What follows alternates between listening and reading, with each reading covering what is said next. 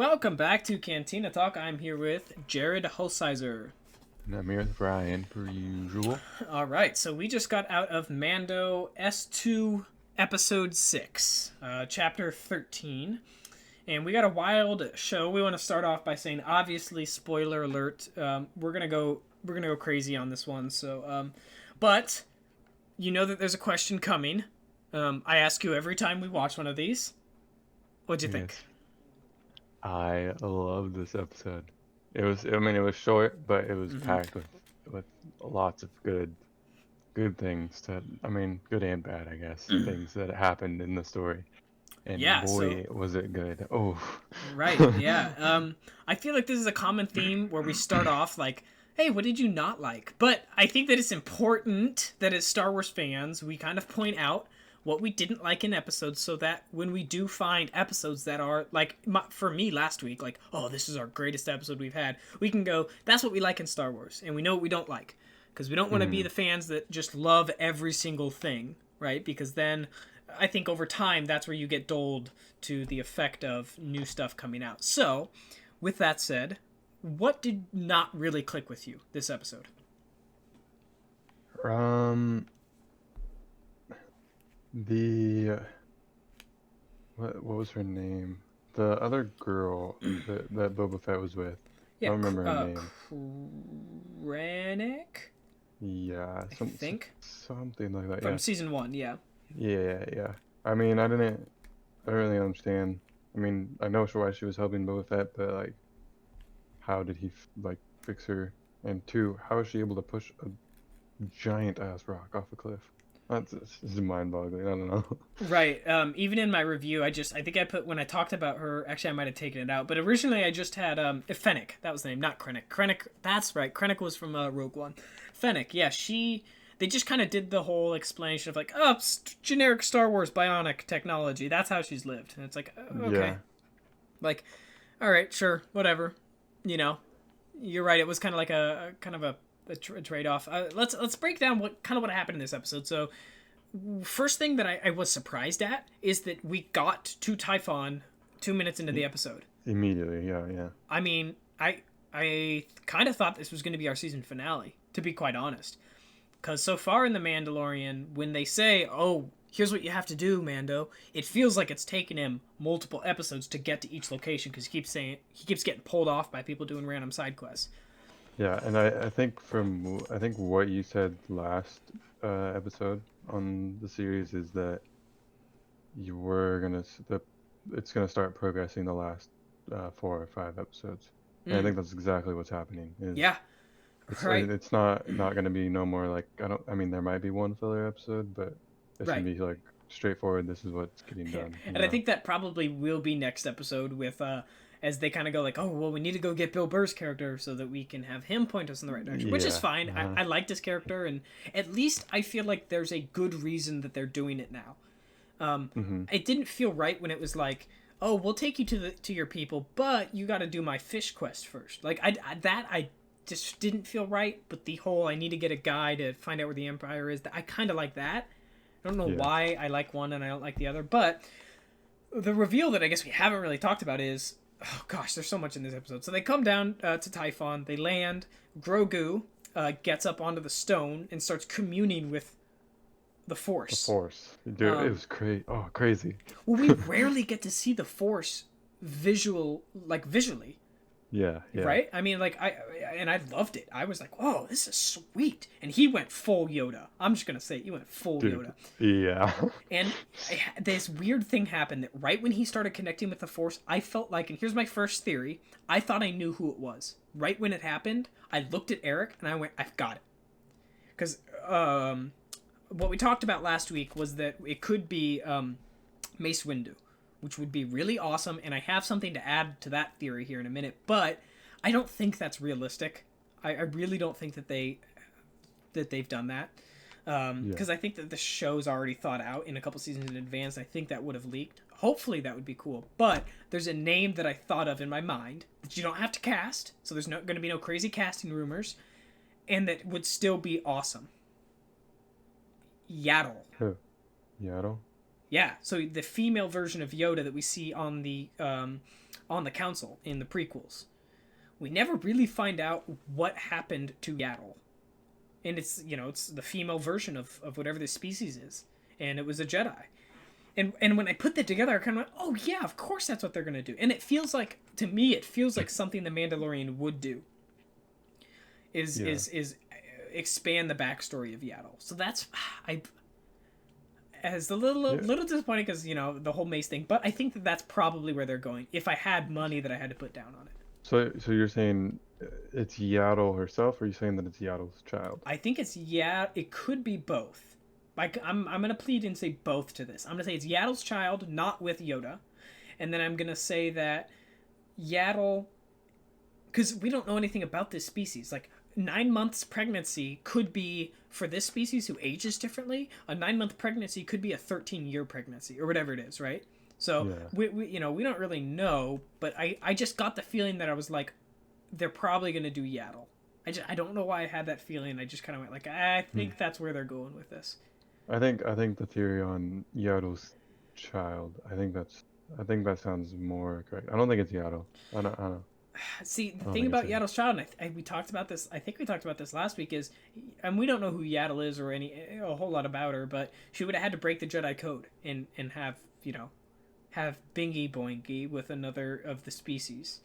But would she have? I mean, we're talking about the Force here, and Palpatine put Anakin in that one lady's belly. So, I mean, yeah, you can do all sorts of things in Star Wars, I'm imagining.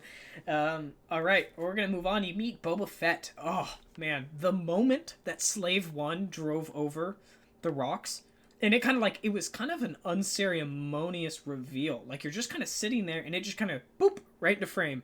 And I grabbed Eric and I went, "That's Slave One. He's here. Like, Boba Fett's here, and he's in his dad's ship." Oh, hell yeah. Like, I was like, oh, yes. I was so excited. Yes, dude. Oh. So, what did you think of Boba Fett in this episode? I am glad we got to see him in action. Right. I'm glad we got to see him, you know, like, this is Boba Fett. This is the bounty hunter that we've seen in Star Wars. Right. But not a whole lot. No, not in action. Now we're getting it, and I think they played it out very well.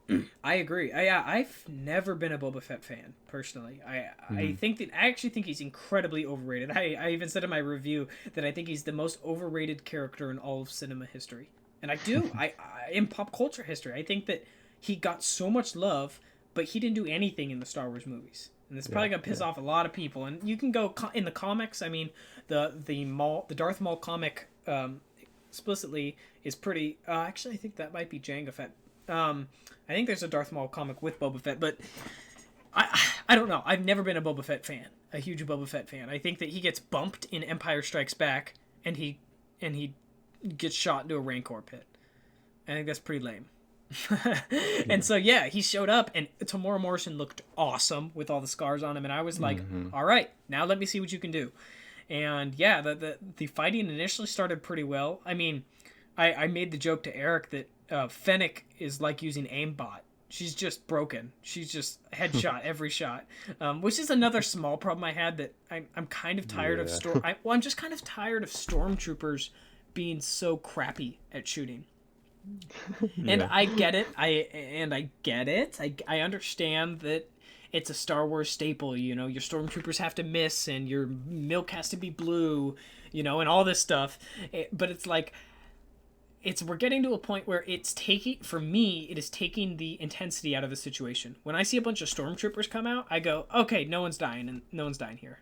Yeah. No one's gonna get shot. They're gonna die. Yeah, no. I do not worry for our heroes here one bit if stormtroopers stand on the field.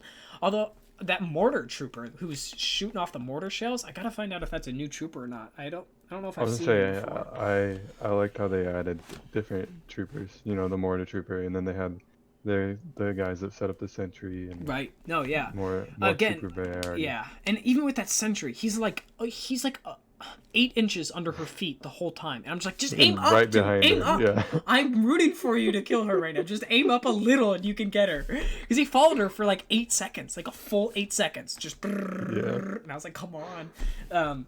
But I think dude, like I said, not a Boba Fett fan, but the second that he put on that armor, something happened inside of me that a deep crypt was awakened in my Star Wars fandom when that happened, and I went, oh, maybe I do like Boba Fett more than I thought, because he looked awesome. And then I said this out loud. I was like, oh, use your rocket. I kept shouting that. I was like, use your rocket, come on. And he did right at the end, and oh my gosh, that was so good. Yeah, I thought it was funny. Mando was like, "Oh, nice shot," and he's like, "I was aiming for the other one." Right? Yeah. So, yeah. So you liked Boba Fett's appearance? Yes, yes. I mean, yeah. I like the way. I also liked his little staff that he had. The Gadurfi. Yeah, yeah. So that's a Tusken Raider weapon, which is I'm kind of curious to the story behind how he got that, because Tusken Raiders covet those weapons. Like, they love them a lot. Like, when you see him shaking the... Like, that's the Gadurfi. And it's, like, kind of like a spiritual thing to them. So, yeah. No, I want to kind of know why, how he got into possession of that. He uses it really well. Yeah. Also, the battle rifle he had is, too. Right, yeah. The way that he wielded it kind of reminded me of the mountain from Game of Thrones a little bit. Just, like, how heavy it felt. And it was just crushing through, the Stormtrooper armor. But then we get Moff Gideon descending down onto the planet with the Dark Troopers. No, it was just the Dark Troopers. Right. Yes, thank you. Yes, I more meant descending down on the planet with his ship, kind of entering the atmosphere. But yeah, you're right. What did you think of the Dark Troopers, first of all? I mean... They're not force sensitive. I mean, they didn't. I guess they didn't show it. No, those seemed like completely mechanical to me, but they're pretty sweet. Definitely. I liked them. Yeah, I thought they looked really cool, and the way they moved, like as a pack, and like the way they descended down, like they like feet for. I don't know. It was cool. It was right. Really cool. Oh yeah, and then they flipped and slowed their descent with their feet rockets. I was like, oh cool, Iron Man's here. That's awesome. Yeah. Yeah, and then I like that they just executed their mission. They just walked in, took the child, and was like, all right, we're out. Peaced out. Yep. Yeah, I thought that was pretty cool. So I wanted to talk about what happens next. I mean, obviously, he's taken off world. You get the end of the episode, and I did want to say I'm excited for the Mandalorian, our Mandalorian, Din Djarin, to be without the child and have to have conversations that aren't just tailored to the child. I'm excited at that. Yeah. Like, I'm excited to have next episode. I'm really excited to hear Mando and Boba Fett talk and just talk. I want like 5 minutes of them sitting on a ship just chatting. Like, I'd be okay if that was the whole next episode. It was just them heading to the next planet chatting. I'd be like, all right, yeah. I want them in combat together. Because you didn't get to see that today. Yeah, that's true. Yeah, Mando was knocked out. I do want to see that. Okay, we'll do half the episodes them just talking, and then the other half is them just fighting together. There we go. I want to know what their views on the Mandalorians. I also like that Jango Fett was brought up a couple of times. I'm like, okay, yeah, you're paying respect to your dad. Mm-hmm. Anyways, so I want to get to my final two theories here really quickly. One of them being that, you get up onto the ship with Grogu. Moff Gideon, I took it as when he sent those two clone troopers in there, and they were not clone troopers, excuse me. Stormtroopers, and they were fighting, or they were kind of like trying to resist Grogu's force abilities, and then Moff Gideon came in afterwards. Do you think that was calculated on Moff Gideon? Like, he sent them in there to weaken Grogu, or did you feel like that was he just walked in and took advantage of a situation? I think they seem to play it off as it was calculated. I think because he's like, oh yeah, you use the Force, but it makes you very sleepy. Right. But then again, they also had that one stormtrooper shoot him with like the sleep blaster or whatever that was. Yeah. Oh, good point. Oh yeah, that's true. The way I took it is that he did that on purpose. And he was like, oh, I'm going to go in there. I'm going to let him tire himself out because he's going to be angry. And then I'll come in. And he won't have any force left to use on me. And I kind of like the idea. My favorite villains are ones that think out what they're going to do. And so I kind of like that, that he would do that. The theory is, one word jumped out at me when he's talking to Grogu. It's actually after when he turns and says, "Tell Dr. Pershall your donor is going to arrive." And I thought that the word donor was very, very interesting choice of words. Not like your subject, not, your client, whatever it is. It's your donor. Mm-hmm. So something's going to be taken from him and given to someone else. No, we already know what that is. What is it? Yeah. In a couple episodes, remember that Mando found a message to Moff Gideon from the doctor saying, "I need the subject to sample his blood or take his blood, or I need the donor." I don't know. It was something about taking his blood and transferring it to something else. Yeah, we just don't know what, right? Yeah. I guess that the most general theory that's if you're putting your money down, it's probably Snoke or Palpatine related, I would say. Especially with those things in the tanks that were floating. I think it's something similar. I don't know if it's Snoke or Palpatine. You know what I kind of thought of? I thought it would be interesting if Moff Gideon takes the blood and infuses it into his own blood. He tries to become Force sensitive through the blood of someone else that's Force sensitive. That's interesting. I know. Like, I feel like he seems kind of like a narcissist to me, and he seems like someone who wants power a lot. And I feel like I don't know if he would really go and, give the blood to a vat of a corpse, right? Or if he would just go, "Hey, shoot it up in my veins, and I will put on Vader's costume," or whatever it is. He looks like he is 2 pieces away from looking like Vader. I was gonna say, yeah, he literally looks like all he needs is his helmet and maybe dude, imagine arms and legs. If he got a replica of Vader's helmet, and he puts it on with Force infused to his blood, and then that would be wild. That'd be something to see. Oh boy. I don't think it'll happen, and I don't even know if I want it to happen, but that'd just be wild. I wouldn't want it to happen, but you never know. I think that's you're right, that's a step too far. Okay, so I'm gonna go back to our Mace Windu theory. Yes, lay on me. Is this what's happening? Probably not, but can we keep diving deeper into the theory? 100%. All right, can I paint you a scenario? Yes. Season 2 finale, or whatever it is. You get to the Force user that Grogu reached out to reaches back. You find out you got to go to this whatever it is, this planet, right? I would think Coruscant would be too on the nose, so let's not go there. We'll go somewhere else. This Jedi has been hiding. Boba Fett comes along. And you have a moment where Mace Windu says, "That's the youngling that I've been training." The Mandalorian goes, "My quest is complete," right? This is awesome. Let's say you get Moff Gideon that comes in, because he's been tracking them, or whatever it is. And he descends down on the planet. He's there too. And the moment that I just thought of during this episode that I'm really excited for is Boba Fett is going to go, "You're the man that killed my father. You beheaded him." To Mace Windu. Yes. I mean, there's in episode 2, Boba Fett walks out onto Geonosia, the sand of Geonosia, and picks up his father's head. Decapitated head. Yeah. Or helmet, or whatever it is, right? And holds it there, knowing that Mace Windu is the one that cut his head off. So imagine getting that moment playing out in The Mandalorian.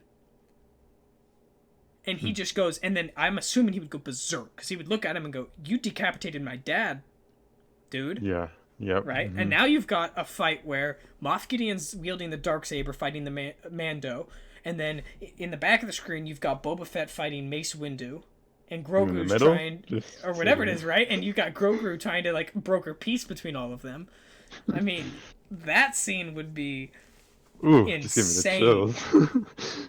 Yeah, because the reason I thought of it is during the episode, he brings up his dad a couple of times, and every time he said, "my father," or Jango Fett, or I don't even think he said Jango Fett. I think he just said "my father."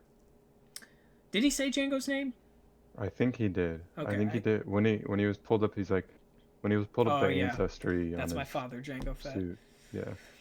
Right when he said it, there was I think it was just the great acting on his face. It looked like he was remembering that moment to me. Mm-hmm. And then in that moment, I went, "Oh well, who's the only other person that matters in that moment?" And it's Mace Windu. And so, if they really do tie Mace Windu to the Mandalorian and tie him to Grogu's past, that scene, I mean, I would sell you the seat, but you would only need to sit on the edge, my friend. That would be pretty wild. Yeah, that'd be insane. Oof, Right on. oof, oof. Cool. Well, I think, we like to work ourselves up here, and, you gotta be careful what you speculate about, but I don't know, it's fun. Trying to think out this stuff. Also, the Razor Crest is no more. Yes, That's rip to the Razor Crest. Right when that happened, I went, "Oh, he's gonna be with Boba Fett for a while then." Like that was my first thought. I was like, "Okay, like he's that because that ship was like I don't know. I like that ship. They were building it up a lot. You'd see it a lot, and it was taking hits, but it was always working its way back. And now it is. Yeah. It's done." Also, can we talk about him leaving his jetpack on the ground? Oh, Mando? Does he not have Yes. it at the end of the episode? Literally, the whole he could have saved the child if he had his jetpack. You're right. Because at the very beginning, Boba Fett, and like girl, I can never remember her name, but they were they were all standing there, and he's like, take off the jetpack. Yeah. Have her stand down, and so they all did that, and he just left it there. And I was like, oh, he's gonna regret that later, and he did. Oh yeah, you're so right, because he could have followed them. He could have followed them. He could have flown straight up to the baby. I was like, right. He doesn't have a jetpack. Am I a bad person that when Slave 1 flew up and he could have shot down the Dark Troopers, what I thought was going to happen is he was going to fly up, he was going to save the child, and on to next episode. I shouted, I was like, no, don't save the child. It's way more interesting if Moff Gideon gets him. We're going to have a better TV show in our hands if the child gets stolen. I had a thought that Boba Fett was going to switch and go to the Imperial ship and become like they're like bounty hunter, I guess. Right. Oh boy. I do like the line of they're back. Like just that line of like in his voice he's like, oh my god. Like I thought that was pretty cool. Oh boy, that was an episode, wasn't it? Yes. Indeed. I think next week's gonna be a breather.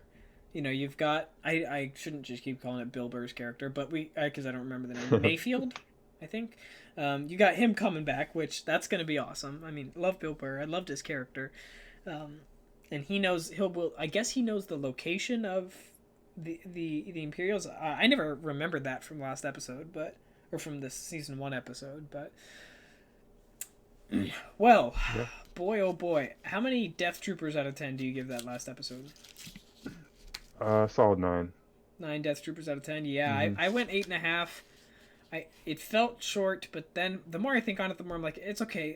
An episode can be short. The Stormtrooper thing bothered me a tiny bit, but overall, I think that was some of the best combat when it comes to like good guy combat. Like, my lord, and Boba Fett's finally cool. Like, that's all I'm gonna say. Like, I feel like in 10 years when I show my kids stuff, I'm going to be showing them Empire Strikes Back. I'm going to show them Return of the Jedi. And they're going to be like, hey, Boba Fett's lame. And I'm going to go, just wait. Wait till I show you the Mandalorian. Yeah. You're going to love him. You're going to love him in the Mandalorian, right? I feel like that's going to be how it goes from now on when it comes to the legacy of Boba Fett. Yeah, I agree. And I hope he stays. I hope he stays for a long time, personally. I mean, you never know. Mando could die. Oh, the Mandalorian theory we had. I should write that up because I do like that theory. And then maybe you get 2 seasons of Boba Fett, and then Boba Fett dies, and then you get 2 seasons of Bo-Katan. Yep. And then she's just gonna rebuild the Order on her own, or whatever it is, right? Yeah, she gets a hold of the Darksaber and she starts rebuilding. And then maybe you shoot. All right, this is gonna be crazy again, but maybe you shoot 200 years in the future. The child Grogu's grown up. He's a foundling, technically. The Mandalorian season 7. Grogu's Revenge. Grogu's Revenge. Yeah, let's go. All right. Well, thanks for joining us, everyone. Is there anything else you wanted to say? Or do you think that we covered it all? I think we got it all. Right on. Yeah. Well, yeah, theories galore. I feel like the show's starting to turn into a theory show, which I'm okay with. I mean, I feel like we cover the episodes pretty well anyway, so. All right. Well, thank you for joining us. I'll see you next week. We're about to, we only got a couple episodes left and we're wrapping up this review show, but until then, may the force be with you.